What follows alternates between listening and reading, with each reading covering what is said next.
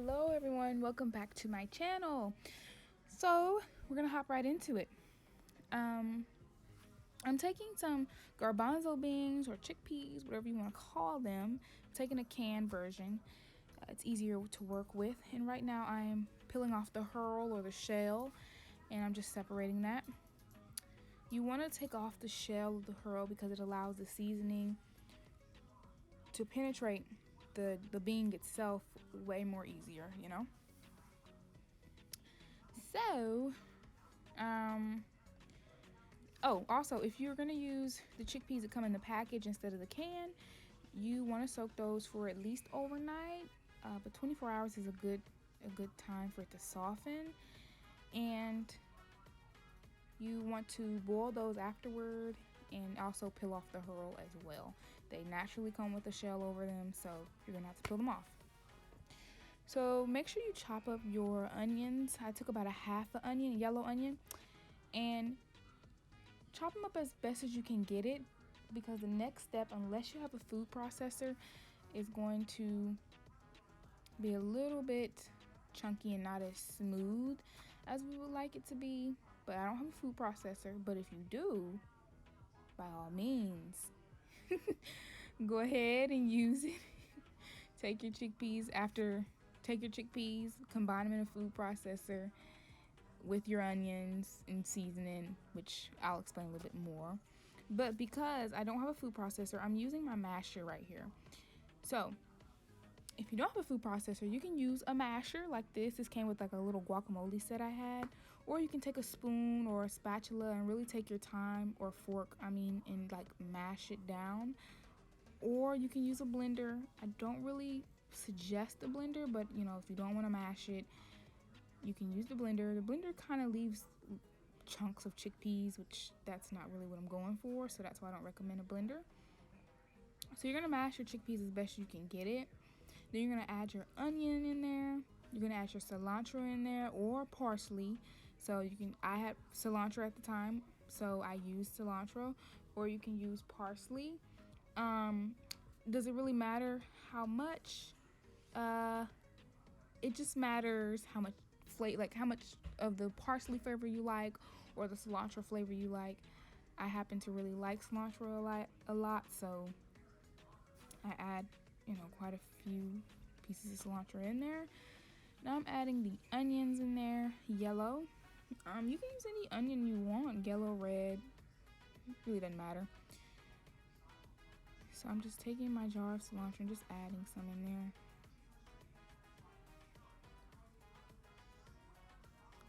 Adding the onions, and I am going to mash this all together to kind of get the onion juices spewing out, excuse me.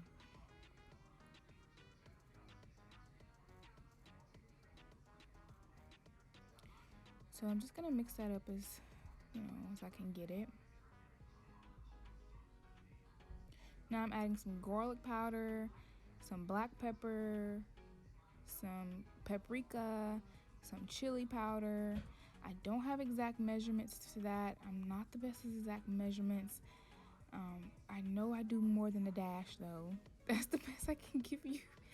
I kind of eyeball it. And now I'm just mashing everything together. I eyeball it. Maybe like 3 dashes if I want to try and come up with some measurement for you guys. So I just mash that all together. So next, I'm just taking my jars I have filled with flaxseed seeds and chia seeds, and I add that in there. I did not measure that as well, so probably maybe 2 teaspoons of each of flaxseed seeds and chia seeds. So next, you can definitely add the flour in the mixing bowl, okay? I just made a little mistake, and I was getting ready to put this on the stove top, and I was like, where's my flour? So I had to improvise.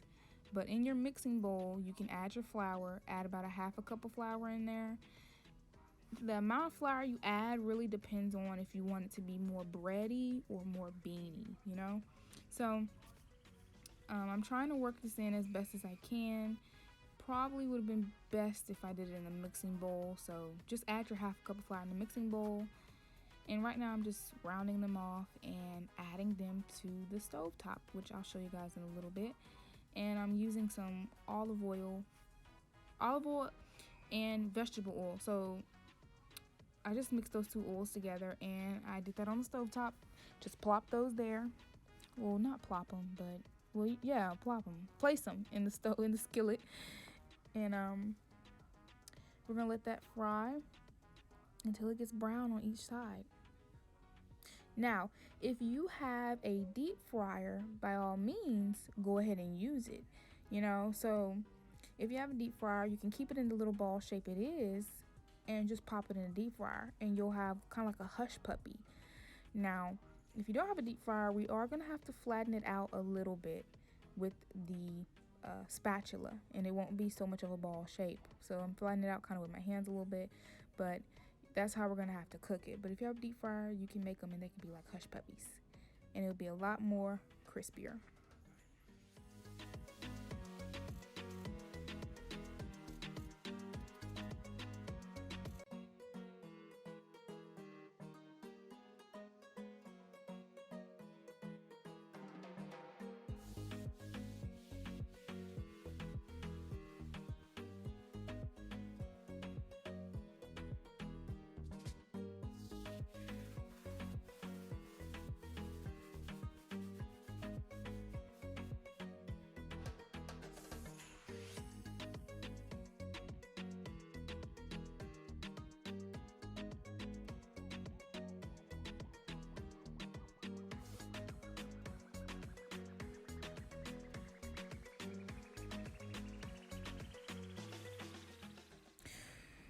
So I'm going to place these on the skillet, and they're not going to stay in this little ball shape. I am going to flatten them out a little bit, but first I was just letting them brown up a little bit.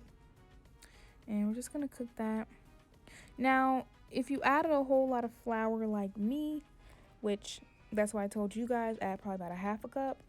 I added a little bit more than that, so it's going to take a little bit longer if you added more flour to it. So that's why just stick with a half a cup or less. If you want it to be more beany tasting, do even less than that, maybe 1/4. Now, I'm taking some vegan mayonnaise I got here because this is a vegan inspired meal. Sir Kingston's, I believe, is the brand, and this is like a chipotle flavor. I'm taking some lettuce and some red bell peppers, and I'm just trying to, fix the sandwich up, make it look kind of cute as best as I can, And now I'm going to slide 2 of these patties on here. Now, if you had them in the little ball, then you could put like 3 or maybe however can fit on there. But the patties are big enough. And this is how it looks. I just added some ketchup, and that's what you guys see. And it was so good. Thank you guys for watching. Please subscribe and share the video. And yeah.